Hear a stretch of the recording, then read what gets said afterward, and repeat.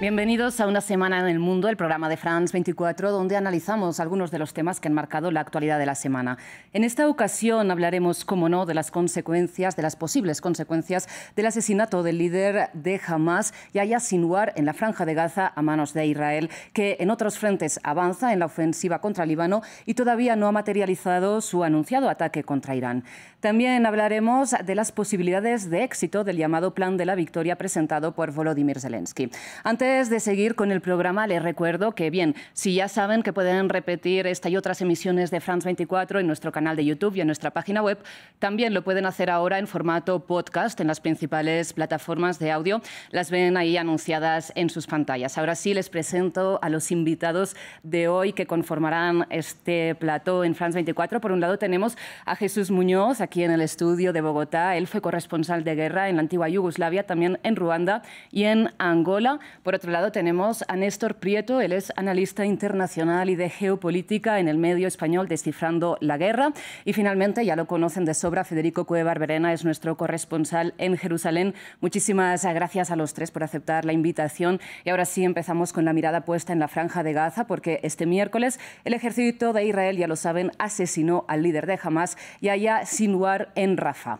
Ha sido quizás el mayor golpe a la cúpula de la organización palestina en el enclave en más de un año de ofensiva israelí que ha causado más de 42.000 víctimas mortales. Más de la mitad eran mujeres y niños, según las cifras de la ONU.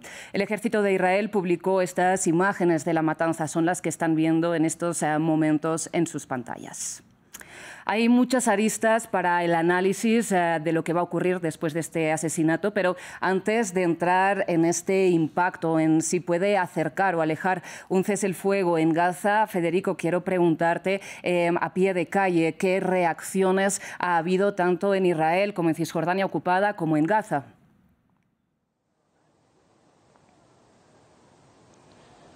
Sí, en el caso de Israel es sabido que Yahya Sinwar era considerado el enemigo público número uno, un hombre muerto andante, lo había calificado así el primer ministro Benjamin Netanyahu después de esos ataques terribles de Hamas del 7 de octubre, esas masacres de las que Sinwar fue considerado el arquitecto principal. Por eso, en gran medida, se ha recibido con satisfacción su muerte. Ha habido incluso escenas de festejos de población israelí en distintas ciudades, aquí también en Jerusalén, en Tel Aviv, en la zona de la playa y en otras partes del territorio israelí.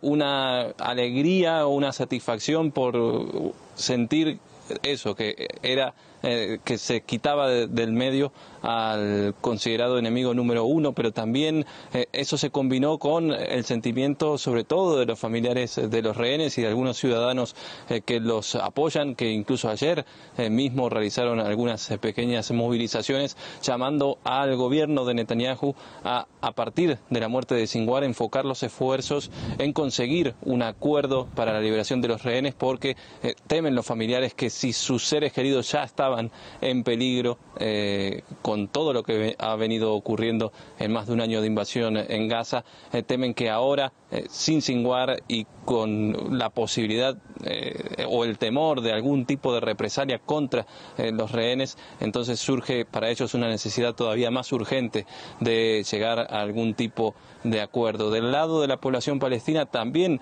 se pueden diferenciar algunas reacciones diferentes. Por un lado, para muchos palestinos, la forma en la que termina muriendo Sinwar, que es en combate, e incluso con esas imágenes que se conocieron de él, les permite verlo o pensarlo como una especie de, no sé si la palabra es héroe, pero algo parecido a un héroe que hasta sus últimos momentos intentó combatir al enemigo que consideran que es Israel. También dentro de la Franja de Gaza hubo otros palestinos que en declaraciones a medios y en lo que se ha podido conocer sienten que no cambia nada el hecho de que muera un líder más.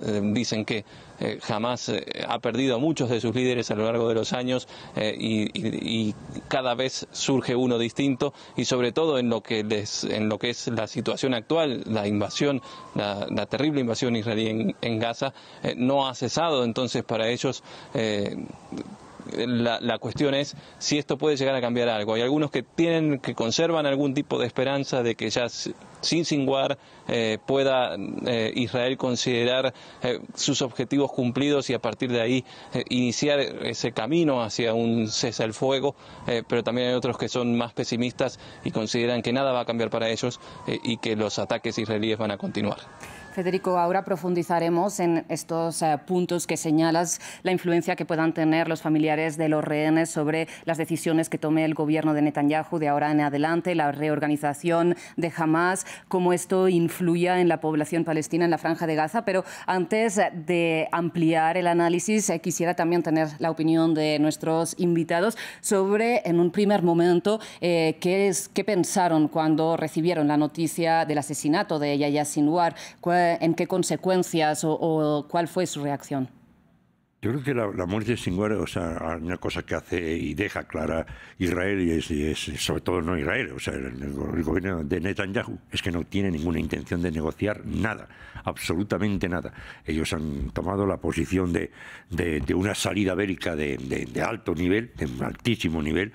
La muerte de este hombre pues no deja de ser una muerte que además influye mucho en lo que son las estrategias militares de Hamás, ¿no? Y entonces el bajar o el dar muerte a este líder dentro de Hamás, creo que pone la situación un poco bastante grave en la relación entre Hamás e Israel. Pero aquí hay algo que a mí sí me asusta, no ya incluso a título personal, son los rehenes.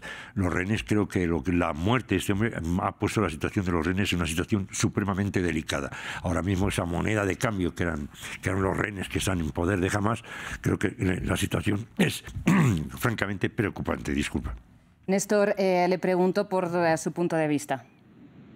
Bueno, yo creo que el asesinato de Yahya Sinwar, en primer lugar, es una victoria simbólica para Netanyahu y para los sectores más radicales del gobierno israelí. Pero desde un punto de vista práctico no hay ningún indicio que nos apunte a pensar que la liberación de los rehenes está más cercana, ¿no? El asesinato de Sinwar ratifica la vía que ha elegido Israel, que es la de profundizar el conflicto en una dimensión bélica. Desde luego no hay ningún atisbo a día de hoy de negociación, y las declaraciones que ha dado el buro político de Hamás ha sido precisamente que no va a haber ningún tipo de liberación de los rehenes hasta que acabe la ocupación de Gaza. Por tanto, es cierto que tiene un valor simbólico, que Sinwar se considera uno de el principal cerebro militar de las operaciones del 7 de octubre y que, por tanto, para una parte de la opinión pública israelí y sobre todo para los sectores más fuertes del sionismo, es una victoria. Pero, bueno, yo, atendiendo a las dinámicas internas que hay dentro de Hamás, atendiendo a los comunicados que se han hecho públicos, me da la sensación de que hay que dimensionar ese triunfo del que habla Israel. En primer lugar, porque ya ha pasado con el asesinato de Ismail Haniyeh, que cuando fue asesinado en Irán, que era el líder político de Hamás, del conjunto de la organización, que eso no supuso un paso atrás por parte de la estrategia de Hamás, que sigue siendo la de mantener a los rehenes y no hacer una liberación de los rehenes hasta que acabe la ocupación de la Franja de Gaza. Y en segundo lugar, porque lo que nos dice la doctrina y la historia del conflicto en Palestina es que este tipo de situaciones, como está pasando con Hezbollah, con el asesinato de Hassan Nasrallah, tienden a radicalizar a las organizaciones políticas. Entonces, es cierto que es muy difícil hablar de una reorganización en el escenario que hay. Es difícil imaginar cómo puede reaccionar Hamás a este movimiento, pero los primeros indicios ni mucho menos apuntan a que esté más cercana ni una rendición, ni mucho menos, ni un tipo de liberación de los rehenes. Y por el contrario, yo me atrevería a decir que dentro del ideario del eje de la resistencia palestina, la manera en la que ha muerto Sinwar le ha convertido un poco en una especie de mártir. Entonces hay dos retóricas completamente distintas. Por un lado, los órganos de expresión de Hamás hablan de que hay que continuar con la lucha por la liberación, que se ha martirizado a un líder, y por el contrario Israel habla de una gran victoria. Yo creo que esos dos puntos tan alejados simplemente ratifican que está muy lejana ahora mismo cualquier tipo de escenario de mediación y de liberación de los rehenes y fin del de la ocupación de la Franja de Gaza. Ahora, para, digamos, esclarecer un poco en base a que ambas partes, digamos, aceptan los términos de las negociaciones, Federico, quiero que hablemos del rol que tenía Yahya Sinwar incluso antes del asesinato de Ismail Haniyeh, quien era el líder político, ¿no?, de Hamás. Incluso cuando estaba vivo, ¿qué poder tenía Yahya Sinwar en las negociaciones con Israel, mediadas, recordemos, por Egipto y por Qatar?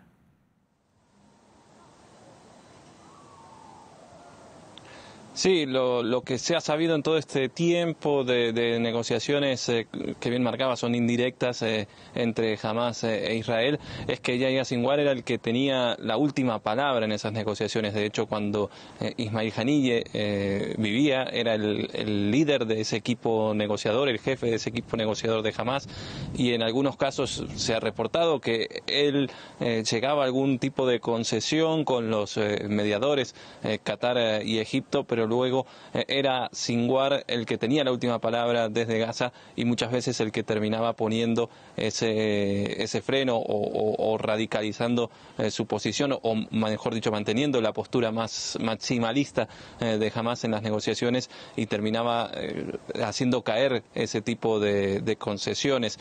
Sinwar siempre ha sido siempre había sido un líder de una línea más dura, más radical de la vertiente militar de Hamás. Había hecho crecer su poder desde ese lado, también bajo esa capacidad que él tenía de infundir miedo. Él fue, por ejemplo, el ideólogo de la rama de Hamás que se encargaba de perseguir a aquellos que eran sospechosos de colaborar con Israel.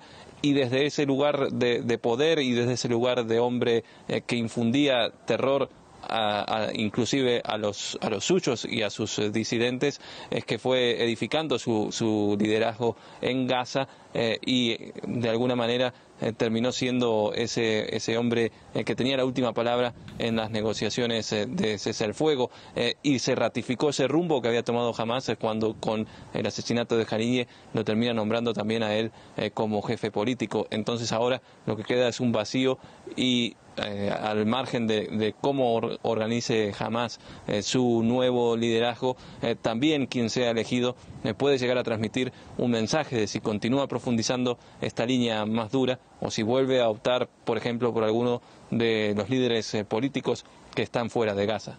Y ahora, Federico, aclarado esto, por otro lado, parece que en el gobierno de Israel hay dos polos, digamos, de tensión entre los cuales decidir el futuro de esta ofensiva. Por un lado, tenemos estos familiares de los rehenes que vemos que desde hace meses piden un acuerdo de cese el fuego para el regreso precisamente de sus familiares a territorio israelí. Por otro lado, hemos escuchado ministros de la facción más ultraderechista del gabinete que hablan incluso de ocupar Gaza. Entonces, en medio de estos dos polos, ¿cuál le pesa más a Netanyahu? ¿Cuál le conviene más seguir?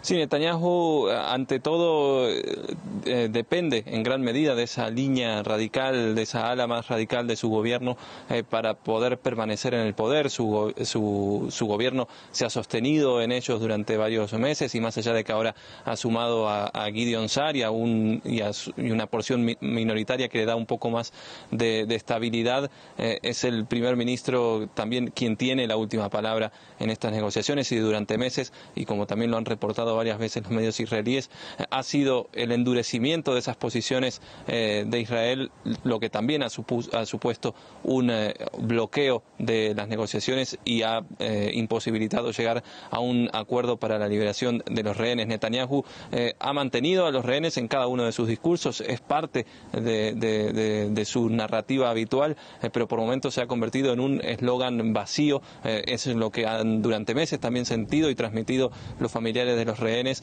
que han acusado al gobierno de Netanyahu de abandonar a sus seres queridos en Gaza, y la esperanza actual o la oportunidad que se plantea actualmente o que intentan plantear sobre todo los familiares de los rehenes y gobiernos extranjeros como el de Estados Unidos, es que ahora con la muerte de Sinwar Netanyahu pueda conformarse de alguna manera con tener esa foto de la victoria que esperaba y salir de ese objetivo de victoria total prácticamente inalcanzable que se ha trazado, pero a la vez encuentra a Israel en una escalada belicista con triunfos en el ámbito militar que alimentan esa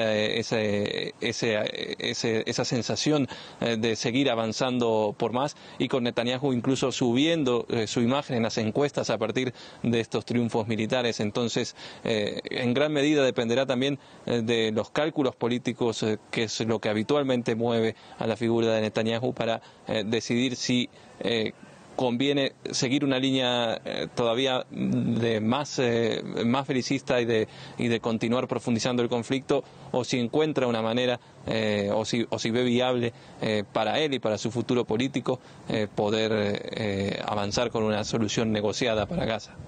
Federico, antes de continuar hablando de esta escalada que está protagonizando Israel, retrocedamos un momento a esta postura que mencionabas por parte de Estados Unidos, en que, expresada a través de un comunicado firmado por el presidente Joe Biden, en que pasaba por alto estos obstáculos que ha ido imponiendo también el gobierno israelí durante las negociaciones. Y de hecho les voy a leer un fragmento del comunicado, es bastante largo, pero unas frases que me parecen destacables. Dice estas palabras atribuidas a Biden: Israel ha tenido todo el derecho a eliminar el liderazgo y la estructura militar de Hamás. Hamás ya no tiene la capacidad de ejecutar otro 7 de octubre.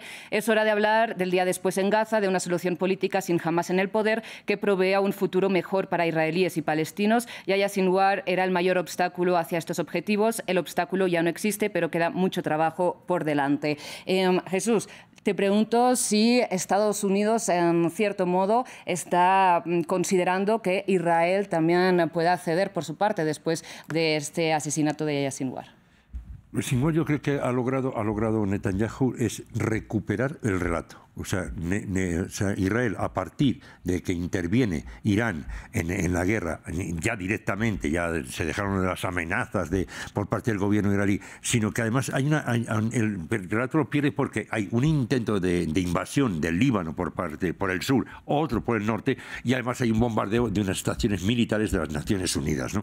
Entonces, el relato por parte de Israel se perdió completamente. Israel quedó en una situación gravemente, incluso estratégicamente y militarmente, una situación muy delicada, porque abrió dos frentes. Uno, que era el yemení, por parte de los hutíes, que estaban bombardeando también territorio israelí, estaban bombardeando también todo lo que es la zona de Haifa, así que, por cierto, que ahí ha intervenido China de una forma importante, porque prácticamente el puerto lo construyó China, en retener los ataques por parte de los hutíes hacia Israel. Pero fíjense que Israel creó una situación que es la peor que le puede ocurrir militarmente a cualquier país, que abrió dos frentes de guerra.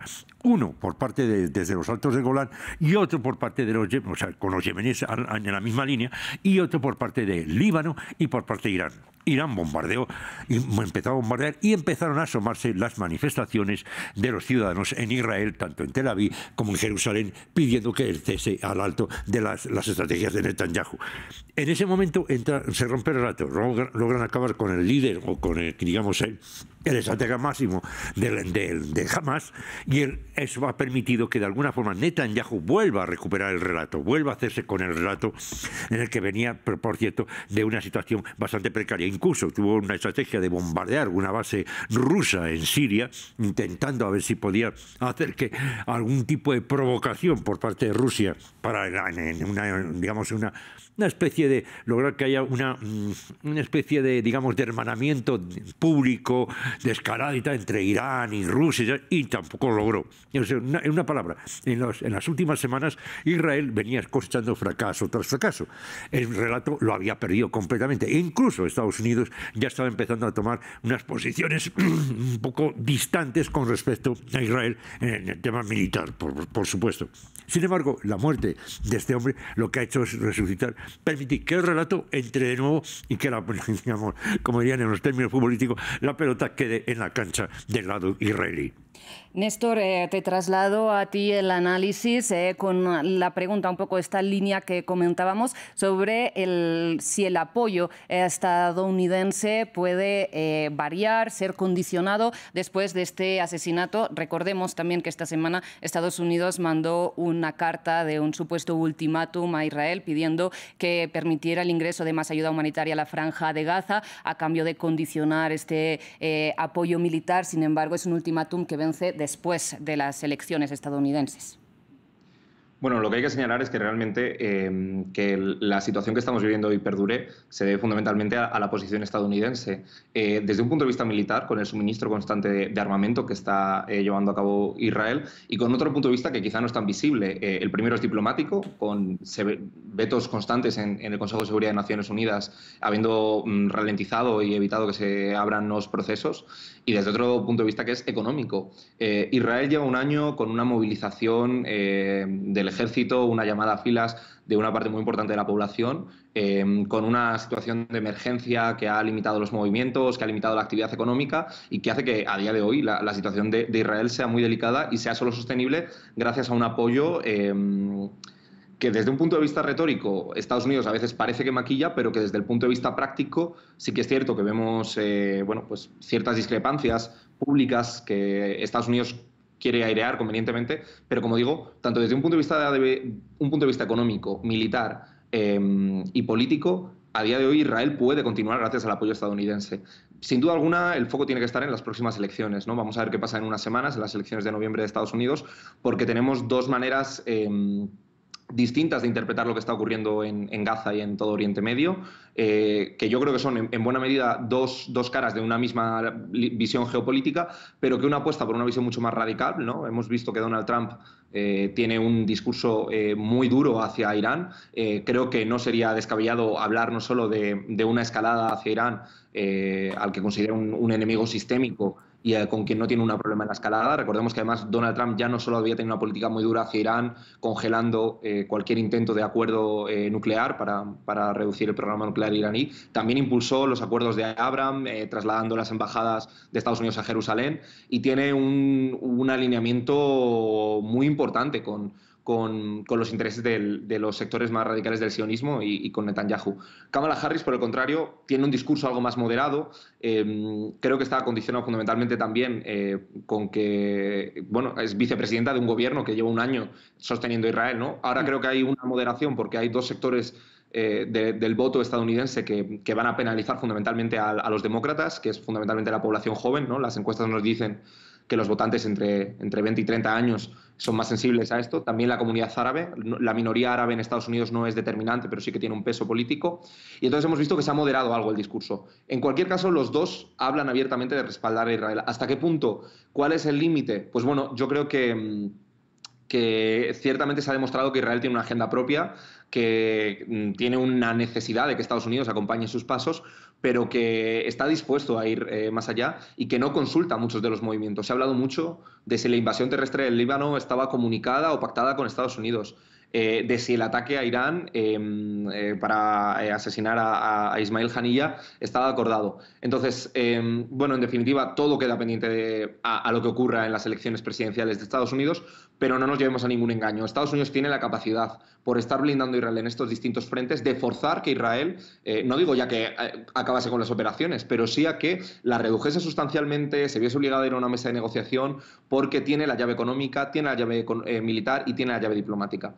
Por tanto, todos los ojos de las elecciones de noviembre, teniendo en cuenta, eso sí, que como digo, ninguno de los dos candidatos está haciendo una condena explícita de lo que está ocurriendo ahora mismo en la Franja de Gaza.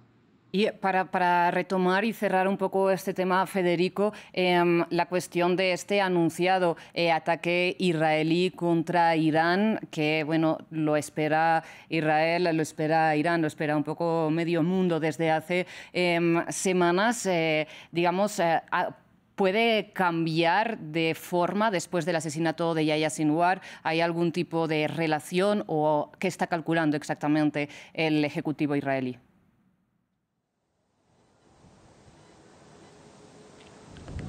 Sí, los primeros reportes, de hecho hoy hubo una reunión de gabinete, del gabinete reducido de Netanyahu con su ministro de Defensa y sus asesores principales. Lo que trascendió de esa reunión es que Israel no ha alterado sus planes de lanzar un ataque de represalia contra Irán por el último ataque con misiles que había lanzado Teherán. Israel sigue decidido en ese rumbo.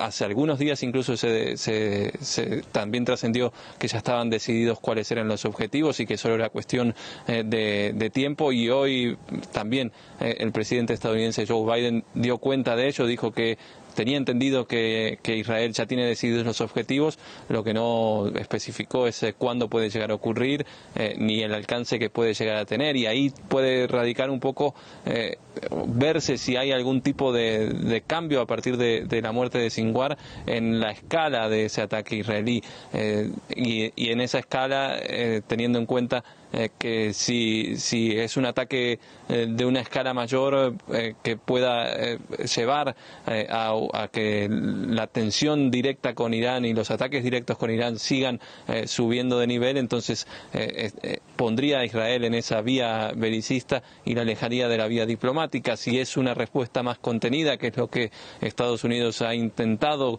coordinar con Israel, quizás deje alguna ventana abierta a un aspecto diplomático, pero con Israel últimamente, y como bien señalaba uno de los invitados, llevando su agenda propia, resulta imprevisible hasta el último momento, y hasta que se ejecute ese ataque saber qué rumbo va a tomar. Sí, en las palabras hoy también de Biden hubo una pista, si se quiere, cuando el presidente estadounidense dijo que cree que es viable frenar al menos por un tiempo los enfrentamientos entre Israel e Irán, que ve posibilidades de un cese al fuego en Líbano, pero que ve todavía más difícil que ese cese al fuego se pueda replicar en Gaza. Federico, pues muchísimas gracias una vez más por todo este análisis y esta información desde Jerusalén. Sin duda seguiremos contigo y con Yanira lo que vaya sucediendo en los próximos días. Yo, Néstor y Jesús, me gustaría quedarme con vosotros para hablar de otra cuestión, de otra guerra que también tiene la atención internacional, y es la guerra en Ucrania, porque precisamente esta semana el presidente Volodymyr Zelensky ha presentado tanto ante el Parlamento ucraniano como ante sus aliados europeos su llamado Plan para la Victoria, que en palabras del presidente le permitiría vencer a Rusia en el plazo aproximado de un año. Y es un plan de 5 puntos que plantea, valga la redundancia, entre otras cuestiones, la necesidad de tener una fecha más clara de ingreso a la OTAN, de trasladar el conflicto a territorio ruso y también de mayor implicación de sus socios de la Alianza Atlántica en el combate contra Rusia. Les quiero preguntar por qué esta insistencia de Volodymyr Zelensky en este momento, teniendo en cuenta que plantea puntos que de momento parecen muy alejados, ¿no?, de la realidad, Néstor. Bueno, yo creo que lo que ha hecho Volodymyr Zelensky es seguir la doctrina militar de intentar escalar para desescalar, o al menos esa es nominalmente la intención que declara. El plan que se ha planteado tiene distintos apartados. Quizá el más conocido es entrada inmediata en la OTAN, la autorización fundamentalmente de que Estados Unidos y la Unión Europea permitan el uso de misiles y de armamento de largo alcance, de medio y largo alcance contra territorio ruso, lo que significaría llevar la guerra todavía más allá a territorio ruso. Y hay un tercer punto que me parece muy interesante, que es que la OTAN participe de manera activa en una especie de zona de exclusión aérea para que ayude de manera activa a derribar drones y aviación rusa que operase sobre territorio ucraniano. Estas medidas suponen un paso más allá, de hecho es una escalada sustancial de concretarse. Yo creo que fundamentalmente tiene que ver con que el conflicto en Ucrania no tiene ningún viso de resolución pacífica a día de hoy. Ambas partes tienen posiciones maximalistas. Los puntos que pide Rusia para un acuerdo de paz son incompatibles con la doctrina que está siguiendo ahora mismo Zelensky. Y por otro lado, tienen que ver también con la duración del conflicto, ¿no? Además, yo me atrevería a decir que es cierto que Zelensky ha conseguido mostrar que Ucrania tenía capacidad de tener iniciativa ofensiva, ha conseguido llevar y conquistar una porción significativa de territorio ruso, ha conseguido cambiar un poco la dinámica, el relato, pero lo cierto es que el frente en el Donbass, después de bueno, de 2 años de conflicto abierto, pero muchos más. Si nos vamos al 2014, la frontera se sigue moviendo y Rusia en el balance sigue conquistando territorio. Las últimas semanas, de hecho, está avanzando y se está rompiendo un frente que estaba desde hace años completamente paralizado, que es toda la zona del Donbass con un apertrechamiento muy importante.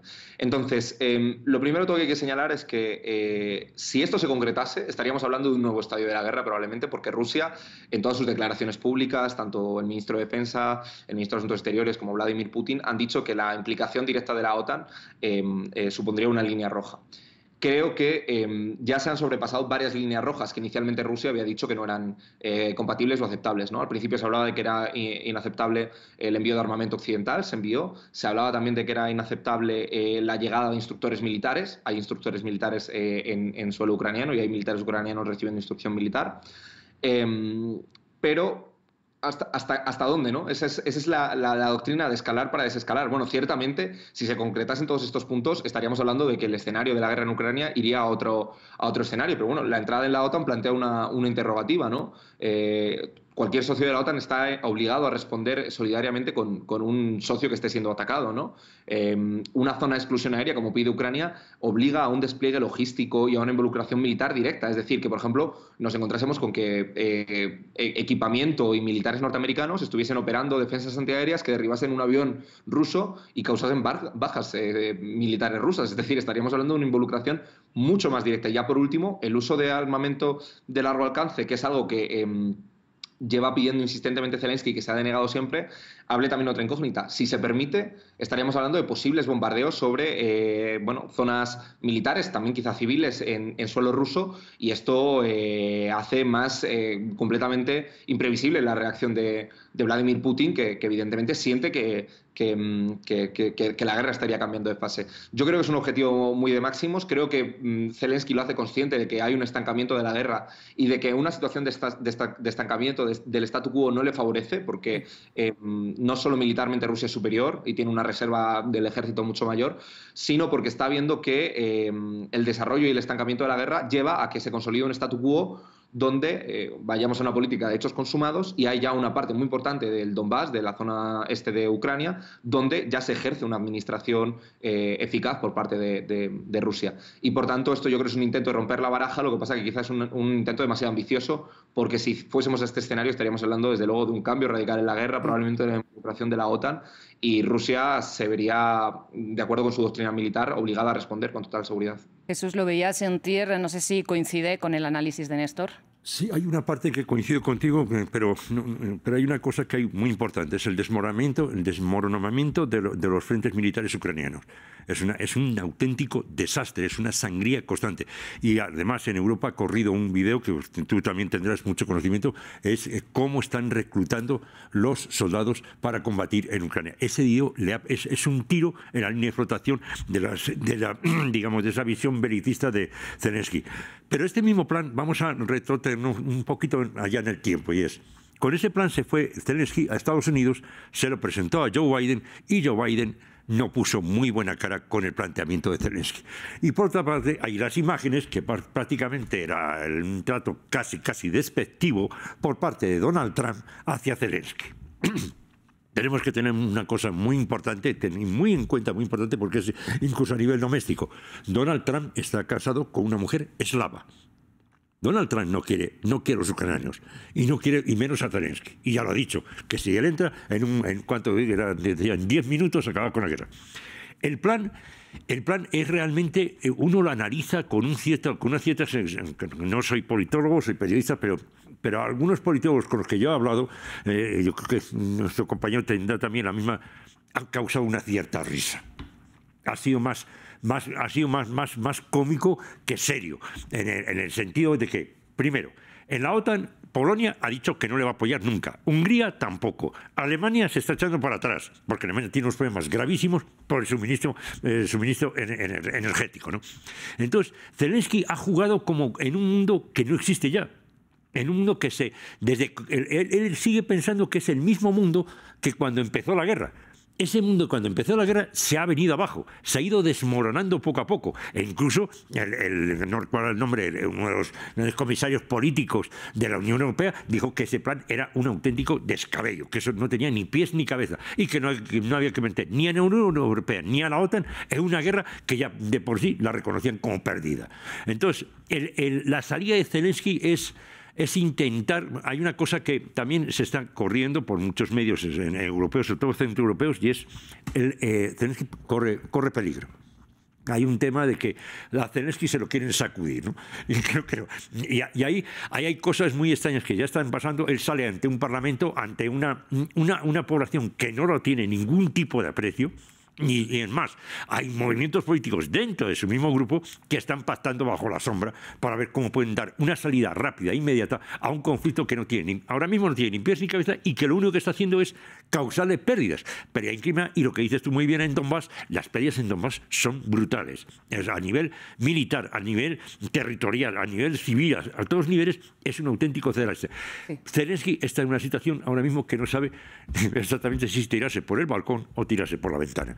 Pues veremos cómo influye en su decisión estas elecciones de Estados Unidos, en los que, como ambos han comentado, un eventual retorno de Donald Trump a la Casa Blanca puede condicionar estrictamente el apoyo que ha ido suministrando Washington a Kiev a lo largo de estos 2 años y medio de guerra. Lamentablemente nos quedamos sin tiempo en este programa. Ha sido muy interesante, de verdad. Les agradezco mucho su participación, Jesús, Néstor, y también a Federico, que ya se ha desconectado. Una vez más, el agradecimiento es por supuesto, para todo el equipo técnico y de producción de France 24 y a ustedes, como siempre, por su atención. Muchas gracias.